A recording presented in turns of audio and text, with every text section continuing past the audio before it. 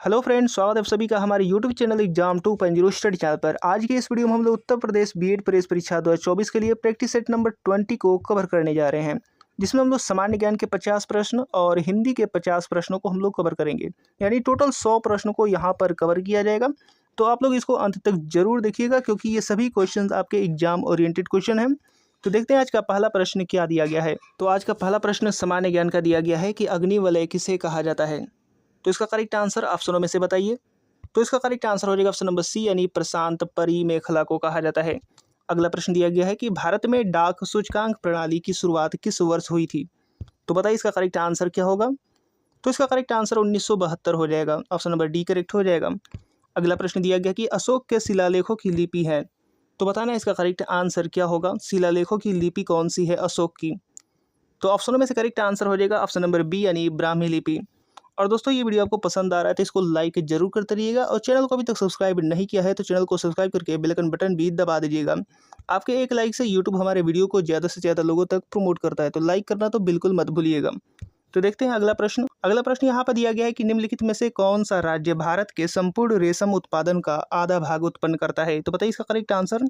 संपूर्ण रेशम उत्पादन का आधा भाग उत्पन्न करता है उस राज्य का नाम बताइए। तो इसका करेक्ट आंसर मैं आपको बता दे रहा हूँ। इसका करेक्ट आंसर हो जाएगा ऑप्शन नंबर ए, यानी कर्नाटक। अगला प्रश्न यहाँ पर 5वां नंबर दिया गया है कि निम्नलिखित में से कौन सी कायांतरित चट्टान है। तो बताइए इसका करेक्ट आंसर क्या होगा। बार बार ये क्वेश्चन रिपीट हो रहा है, तो आप लोग इसका आंसर बताइए। तो इसका करेक्ट आंसर हो जाएगा संगमरमर। संगमरमर जो है वो कायांतरित चट्टान है। अगला प्रश्न आगे दिया गया है कि सिंधी को किस संवैधानिक संशोधन द्वारा संविधान की 8वीं अनुसूची में शामिल किया गया। तो बता दीजिए इसका करेक्ट आंसर क्या होगा। तो सिंधी को जो शामिल किया गया था वो हो जाएगा ऑप्शन नंबर ए, यानी 21वां संविधान संशोधन द्वारा। ऑप्शन नंबर ए यहाँ पर करेक्ट हो जाएगा। अगला प्रश्न देखते हैं। अगला प्रश्न आगे दिया गया 7वां नंबर की विश्व में किस महाद्वीप में आदिम जातियों की सर्वाधिक जनसंख्या पाई जाती है। तो बताइए इसका करेक्ट आंसर क्या होगा। आदिम जातियों की सर्वाधिक जनसंख्या विश्व में कहाँ पाई जाती है, किस महाद्वीप में। तो इसका करेक्ट आंसर हो जाएगा ऑप्शनों में से ऑप्शन नंबर सी, यानी अफ्रीका में। अगला प्रश्न आगे दिया गया है 8वां नंबर की पृथ्वी के वायुमंडल का कितना प्रतिशत भाग 29 किलोमीटर की ऊंचाई तक पाया जाता है। तो इसका करेक्ट आंसर ऑप्शनों में से बताना है। तो इसका करेक्ट आंसर हो जाएगा 97%, यानी 97% 29 किलोमीटर की ऊंचाई तक पाया जाता है। अगला प्रश्न देखते हैं 9 नंबर दिया गया है कि भारत में जूट का सर्वाधिक क्षेत्रफल है। तो बताना है कि किस राज्य में भारत में जूट का सर्वाधिक क्षेत्रफल है। तो ऑप्शन यहाँ पर दे रखा है और इसमें से करेक्ट आंसर हो जाएगा पश्चिम बंगाल राज्य में। ऑप्शन नंबर डी करेक्ट हो जाएगा। अगला प्रश्न देखते हैं 10 नंबर। अब आगे यहाँ पर 10 नंबर दिया गया है कि साबित कदाचार या असमर्थता के आधार पर उच्च न्यायालय के न्यायाधीशों को पद से कौन हटा सकता है। तो बताइए इसका करेक्ट आंसर दिए गए ऑप्शनों में से क्या होगा। तो इसका करेक्ट आंसर हो जाएगा ऑप्शनों में से ऑप्शन नंबर डी, यानी संसद के समावेदन पर राष्ट्रपति हटा सकते हैं। अगला प्रश्न दिया गया है 11 नंबर की निम्न में से कौन सा जैव निम्नकरणीय है। तो बताइए इसका करेक्ट आंसर क्या होगा। जैव निम्नकरणीय कौन सा है। तो ऑप्शन दिया गया है और इसमें से करेक्ट आंसर बताइए। तो इसका करेक्ट आंसर हो जाएगा पेपर, यानी कागज यहाँ पर करेक्ट आंसर हो जाएगा। अगला प्रश्न 12 नंबर दिया गया है कि भारत का सबसे लंबा बांध कौन सा है। तो इसका करेक्ट आंसर बताइए। सबसे लंबा बांध बताना है। तो इसका करेक्ट आंसर हीराकुंड बांध होगा, यानी ऑप्शन नंबर सी, जो कि भारत का सबसे लंबा बांध है, हीराकुंड बांध। अगला प्रश्न 13 नंबर दिया गया कि राष्ट्रीय रसदार फल अनुसंधान केंद्र अवस्थित है। तो बताना है कहाँ पर अवस्थित है राष्ट्रीय रसदार फल अनुसंधान केंद्र। तो इसका करेक्ट आंसर बताइए। तो इसका करेक्ट आंसर हो जाएगा ऑप्शनों में से ऑप्शन नंबर सी, यानी नागपुर में अवस्थित है। अगला प्रश्न 14 नंबर दिया गया कि निम्नलिखित में से किस प्रधानमंत्री ने अपने कार्यकाल के दौरान संसद का सामना नहीं किया था। तो इसका करेक्ट आंसर क्या होगा। तो इसका करेक्ट आंसर हो जाएगा चौधरी चरण सिंह। ऑप्शन नंबर सी यहाँ पर करेक्ट हो जाएगा। अगला प्रश्न आगे दिया गया 15 नंबर की पंचायती राज के कार्य क्षेत्र में नहीं आता है। तो कौन सा यहाँ पर नहीं आता है वो बताइए। तो इसका करेक्ट आंसर मैं आपको बता दे रहा हूँ। इसका करेक्ट आंसर हो जाएगा माध्यमिक शिक्षा जो है वो पंचायती राज के कार्य क्षेत्र में नहीं आता है। अगला प्रश्न आगे दिया गया 16 नंबर की असहयोग आंदोलन का शुरू करने के समय भारत के वायसराय कौन थे। तो बताइए इसका करेक्ट आंसर क्या होगा। भारत के वायसराय कौन थे असहयोग आंदोलन शुरू करने के समय। तो इसका करेक्ट आंसर हो जाएगा ऑप्शनों में से ऑप्शन नंबर डी, यानी लॉर्ड चेम्सफोर्ड, जो कि असहयोग आंदोलन शुरू करने के समय भारत के वायसराय थे। अगला प्रश्न 17 नंबर दिया गया है कि मैंने अपना राज्य अपनी प्यारी बेगम के हाथों में एक प्याला शराब और एक प्याला शोरबे के लिए बेच दिया है, यह किसकी उक्ति है। तो बताइए इसका करेक्ट आंसर क्या होगा दिए गए ऑप्शनों में से। तो इसका करेक्ट आंसर हो जाएगा ऑप्शनों में से ऑप्शन नंबर ए यानी जहांगीर की उक्ति है। अगला प्रश्न आगे दिया गया है 18 नंबर की वर्ष 1906 में बंबई में दलित वर्ग मिशन समाज की स्थापना किसने की थी? तो बताइए इसका करेक्ट आंसर क्या होगा? तो इसका करेक्ट आंसर हो जाएगा दिए गए ऑप्शन में से ऑप्शन नंबर ए यानी वी.आर. सिंधे ने। अगला प्रश्न देखते हैं 19 नंबर। अब आगे यहाँ पर 19 नंबर दिया गया है कि वह भारतीय राज्य जिसका वित्तीय लेन देन भारतीय रिजर्व बैंक के माध्यम से नहीं होता है। तो बताइए इसका करेक्ट आंसर, उस राज्य का नाम क्या है जिसका वित्तीय लेन देन भारतीय रिजर्व बैंक के माध्यम से नहीं होता है? तो इसका करेक्ट आंसर हो जाएगा जम्मू कश्मीर। अगला प्रश्न 20 नंबर दिया गया कि गुरु नानक का जन्म 1469 ईस्वी में कहाँ हुआ था? तो बताइए इसका करेक्ट आंसर। इसका आप लोग कमेंट बॉक्स में जवाब देंगे। बहुत ही आसान सा सवाल है और बार बार ये क्वेश्चन रिपीट हुआ है। तो गुरु नानक का जन्म 1469 ईस्वी में कहाँ हुआ है, कमेंट में बताइए। अगला प्रश्न तब तक देखते हैं 21 नंबर की वर्ष 1902-1903 में आरंभ किया गया श्री नारायण धर्म परिपालम योगम SNDP आंदोलन के प्रणेता कौन थे? तो बताइए इसका करेक्ट आंसर क्या होगा? तो इसका करेक्ट आंसर हो जाएगा दिए गए ऑप्शनों में से ऑप्शन नंबर ए यानी श्री नारायण गुरु। अगला प्रश्न देखते हैं। अगला प्रश्न आगे दिया गया है 22 नंबर की निम्नलिखित में से अशोक का उत्तराधिकारी कौन था? तो बताइए इसका करेक्ट आंसर क्या होगा दिए गए ऑप्शनों में से? तो इसका करेक्ट आंसर हो जाएगा दिए गए ऑप्शनों में से ऑप्शन नंबर ए यानी कुणाल। कुणाल जो है वो अशोक का उत्तराधिकारी था। इसके बाद अगला प्रश्न यहाँ पर 23 नंबर दिया गया कि राजा राम मोहन राय द्वारा ब्रह्म समाज की स्थापना कब की गई थी? किस वर्ष में की गई थी ये बताना है दिए गए ऑप्शनों में से। तो इसका करेक्ट आंसर 1828 हो जाएगा, यानी ऑप्शन नंबर सी करेक्ट हो जाएगा। अगला प्रश्न 24 नंबर दिया गया गांधी जी किस गोलमेज सम्मेलन में भाग लेने के लिए लंदन गए थे? तो बताइए इसका करेक्ट आंसर क्या होगा दिए गए ऑप्शनों में से। तो इसका करेक्ट आंसर हो जाएगा दिए गए ऑप्शनों में से ऑप्शन नंबर बी यानी द्वितीय गोलमेज सम्मेलन में। अगला प्रश्न दिया गया है 25 नंबर कि शिवाजी के आध्यात्मिक गुरु कौन थे? तो बताइए इसका करेक्ट आंसर क्या होगा? शिवाजी के आध्यात्मिक गुरु कौन थे? तो इसका करेक्ट आंसर रामदास हो जाएगा, यानी ऑप्शन नंबर ए करेक्ट हो जाएगा। अगला प्रश्न देखते हैं 26 नंबर की अमेरिका में फ्री हिंदुस्तान अखबार किसने शुरू किया था? तो बताइए इसका करेक्ट आंसर क्या होगा? तो किसने फ्री हिंदुस्तान अखबार शुरू किया था अमेरिका में? तो इसका करेक्ट आंसर हो जाएगा तारकनाथ दास ने, ऑप्शन नंबर डी करेक्ट हो जाएगा। अगला प्रश्न 27 नंबर दिया गया कि निम्न में से किस संगीत वाद्य को हिंदू मुस्लिम गान वाद्यों को सबसे श्रेष्ठ मिश्रण माना जाता है? तो बताइए इसका करेक्ट आंसर क्या होगा दिए गए ऑप्शनों में से। तो इसका करेक्ट आंसर हो जाएगा ऑप्शन नंबर डी यानी सितार को माना जाता है। अगला प्रश्न दिया गया 28 नंबर की वेदों के संकलन करता है। तो बताइए इसका करेक्ट आंसर क्या होगा? तो वेदों के संकलन करता वेद व्यास जी हैं। अगला प्रश्न देखते हैं। अगला प्रश्न यहाँ पर 29 नंबर दिया गया कि प्रथम भारतीय साम्राज्य स्थापित किया गया, तो किसके द्वारा किया गया था प्रथम भारतीय साम्राज्य? तो इसका करेक्ट आंसर हो जाएगा ऑप्शनों में से ऑप्शन नंबर सी यानी चंद्रगुप्त मौर्य द्वारा। अगला प्रश्न देखते हैं। अगला प्रश्न यहाँ पर दिया गया 30 नंबर की वर्ष 1878 का वर्नाक्यूलर प्रेस एक्ट किसने रद्द किया था? तो बताइए इसका करेक्ट आंसर क्या होगा? 1878 का वर्नाक्यूलर प्रेस एक्ट किसने रद्द किया था? तो इसका करेक्ट आंसर हो जाएगा लॉर्ड रिपन द्वारा रद्द किया गया था। अगला प्रश्न दिया गया है 31 नंबर की भारतीय स्वतंत्रता आंदोलन के दौरान चर्चित पुस्तक इंडिया फॉर इंडियंस के लेखक कौन थे? तो बताइए इसका करेक्ट आंसर क्या होगा? इंडिया फॉर इंडियंस के लेखक कौन थे? तो इसका करेक्ट आंसर हो जाएगा दिए गए ऑप्शनों में से ऑप्शन नंबर सी यानी चित्तरंजन दास। अगला प्रश्न देखते हैं। तो अगला प्रश्न यहाँ पर 32 नंबर दिया गया है कि अजंता चित्रकारी किस काल से संबंधित है? तो बताइए इसका करेक्ट आंसर क्या होगा दिए गए ऑप्शनों में से। तो इसका करेक्ट आंसर हो जाएगा ऑप्शनों में से ऑप्शन नंबर सी यानी बौद्ध काल से संबंधित है। अगला प्रश्न आगे दिया गया है 33 नंबर की भारतीय गणराज्य में वास्तविक कार्यकारी प्राधिकार निम्नलिखित में से किसके पास होता है? तो बताइए इसका करेक्ट आंसर क्या होगा? तो इसका करेक्ट आंसर हो जाएगा ऑप्शनों में से ऑप्शन नंबर डी यानी मंत्री परिषद के पास होता है। अगला प्रश्न देखते हैं। अब अगला प्रश्न आगे दिया गया है 34 नंबर की भारतीय सर्वेक्षण विभाग का मुख्यालय कहाँ स्थित है? तो बताइए इसका करेक्ट आंसर क्या होगा? भारतीय सर्वेक्षण विभाग का मुख्यालय कहाँ पर स्थित है? तो इसका करेक्ट आंसर हो जाएगा देहरादून, यानी ऑप्शन नंबर सी यहाँ पर करेक्ट हो जाएगा। अगला प्रश्न 35 नंबर दिया गया कि भारत में न्यायिक पुनरीक्षण की शक्ति का प्रयोग किया जाता है, तो बताना है इसका किसके द्वारा किया जाता है। तो इसका करेक्ट आंसर मैं आपको बता दे रहा हूँ, यहाँ पर सर्वोच्च न्यायालय द्वारा, केवल सर्वोच्च न्यायालय द्वारा यहाँ पर किया जाता है। ऑप्शन नंबर ए करेक्ट हो जाएगा। इसके बाद अगला प्रश्न यहाँ पर 36 नंबर दिया गया कि विश्व में सबसे शुष्कतम मरुस्थल कौन सा है? तो शुष्कतम मरुस्थल बताना है, तो इसका करेक्ट आंसर हो जाएगा ऑप्शनों में से ऑप्शन नंबर ए यानी अटाकामा। ऑप्शन नंबर ए यहाँ पर करेक्ट हो जाएगा। अगला प्रश्न आगे दिया गया 37 नंबर की ब्लैक पैगोडा के नाम से कौन सा मंदिर प्रसिद्ध है? तो ऑप्शन यहाँ पर दिया रखा है और इसमें से करेक्ट आंसर बताइए। तो इसका करेक्ट आंसर हो जाएगा कोणार्क का सूर्य मंदिर को ब्लैक पैगोडा के नाम से जानते हैं। अगला प्रश्न दिया गया है 38 नंबर की पतंजलि का संबंध है, तो किससे संबंध है? तो बताइए इसका करेक्ट आंसर।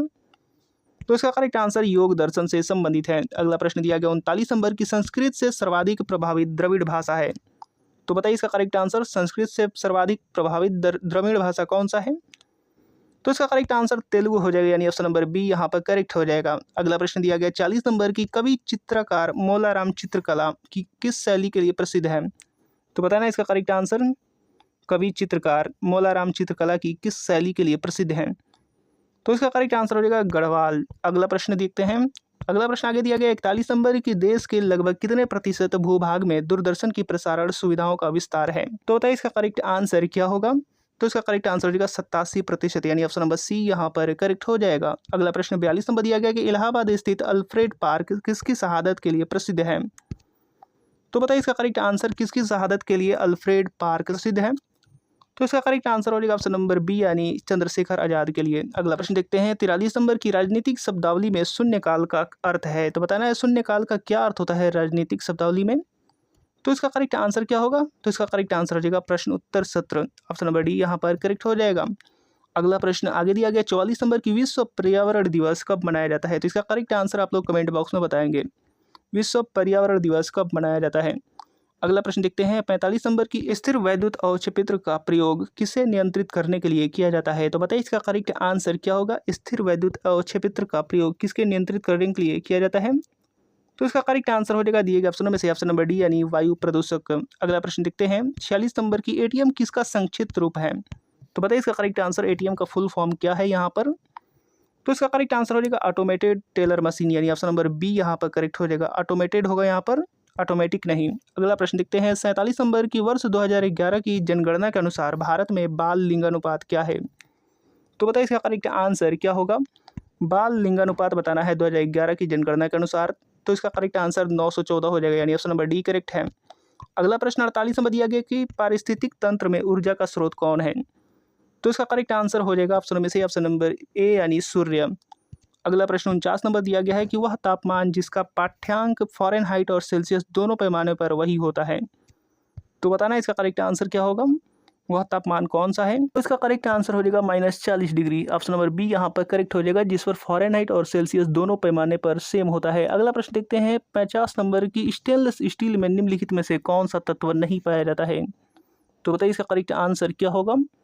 तो इसका करेक्ट आंसर हो जाएगा यहाँ पर टंगस्टन नहीं पाया जाता है, तो ऑप्शन नंबर बी यहाँ पर करेक्ट हो जाएगा। इसके बाद हम लोग अगला प्रश्न हिंदी का देखते हैं क्या दिया गया है।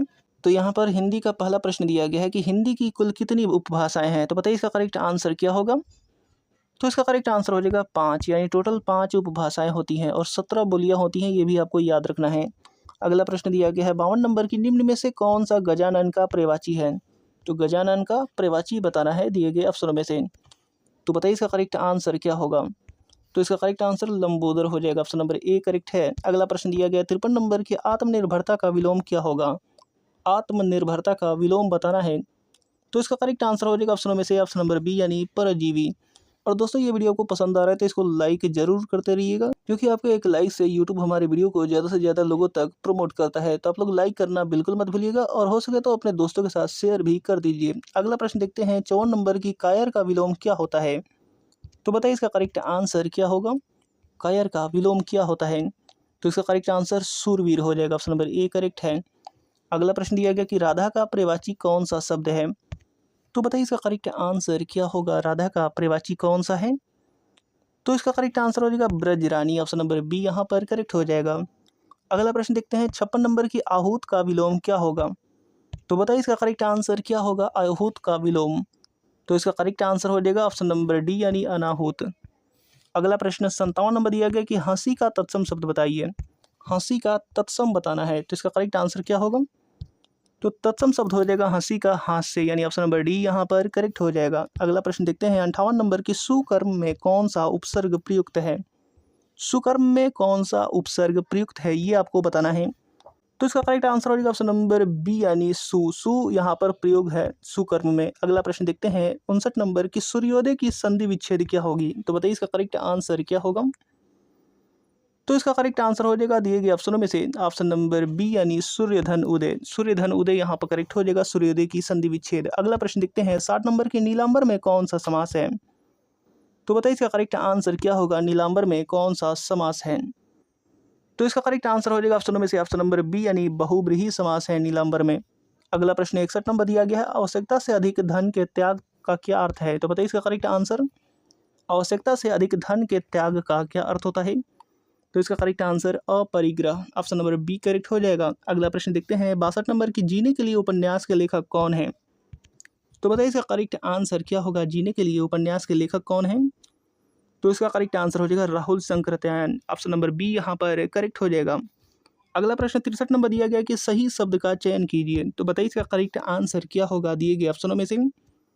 तो इसका करेक्ट आंसर मैं आपको बता दे रहा हूँ, इसका करेक्ट आंसर हो जाएगा ऑप्शन नंबर बी यानी प्रख्यात। प्रख्यात ऐसे लिखा जाता है, यानी ऑप्शन नंबर बी यहाँ पर करेक्ट है। अगला प्रश्न देखते हैं 64 नंबर की निम्नलिखित में से कौन सी रचना मैथिली शरण गुप्त की नहीं है? आपको बताना है कि मैथिली शरण गुप्त की कौन सी रचना नहीं है। तो ऑप्शन यहाँ पर दिया रखा है और इसमें से करेक्ट आंसर हो जाएगा ऑप्शन नंबर डी यानी कैदी और कोकिला। यहाँ पर ऑप्शन नंबर डी करेक्ट हो जाएगा। अगला प्रश्न यहाँ पर 65 नंबर दिया गया है कि महादेवी वर्मा के काव्य में क्या प्रधान है? तो बताइए इसका करेक्ट आंसर क्या होगा? तो इसका करेक्ट आंसर हो जाएगा ऑप्शनों में से ऑप्शन नंबर ए यानी रहस्यवादी श्रृंगार। ऑप्शन नंबर ए यहाँ पर करेक्ट हो जाएगा। अगला प्रश्न हम देखते हैं आगे। इसके बाद अगला प्रश्न यहाँ पर 66 नंबर दिया गया कि निम्नलिखित में से कौन निराला की रचना से नहीं है? तो बताइए इसका करेक्ट आंसर क्या होगा? तो इसका करेक्ट आंसर हो जाएगा ऑप्शन नंबर बी यानी परिवर्तन। अगला प्रश्न दिया गया है 67 नंबर की निम्न में से कौन सी रचना नागार्जुन की नहीं है? नागार्जुन की रचना कौन सी नहीं है वो बताना है। तो इसका करेक्ट आंसर बताइए। तो इसका करेक्ट आंसर हो जाएगा ऑप्शन नंबर डी यानी आज नदी उदास थी। यह नागार्जुन की रचना नहीं है, बाकी सभी के सभी नागार्जुन की रचना है। अगला प्रश्न दिया गया 68 नंबर। अब 68 नंबर यहाँ पर दिया गया कि महाभोज किसकी रचना है? तो बताइए इसका करेक्ट आंसर क्या होगा? महाभोज किसकी रचना है? तो इसका करेक्ट आंसर महाभोज मन्नू भंडारी की रचना है।